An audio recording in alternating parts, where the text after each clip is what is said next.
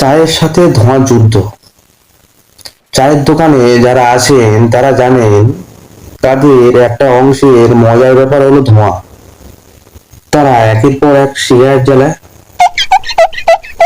আর ধোঁয়া ছাড়তে ছাড়তে চা খায়। চায়ের ধোঁয়া আর সিগারেটের ধোঁয়া মিলেমিশে একটা কুয়াশার আবহাওয়া তৈরি করে। তখন হয়তো পাশে বসে থাকা কেউ বলে উঠলো, একটু কম করো না। আর উত্তরে, মন ভালো নেই ভাই। রাতের বেলায় চায়ের দোকান বন্ধ হতে চলেছে। তখন দুজন চায়ের দোকানের সামনে বেঞ্চে বসে আছে। তারা কিছুতেই দোকান ছাড়তে চায় না। দোকানদার ক্লান্তি নিয়ে বলে, ভাই কাল আসেন। কিন্তু তাদের কথোপকথন তখনও তাদের চলছে,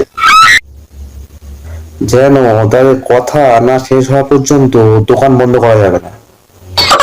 এটাই চা দোকানের আসল মজা, ছোট ছোট আড্ডাগুলোর এক অবিচ্ছেদ্য অংশ। এর দোকানে আমরা সবাই আমাদের সত্যিকারের নিজেকে খুঁজে পাই।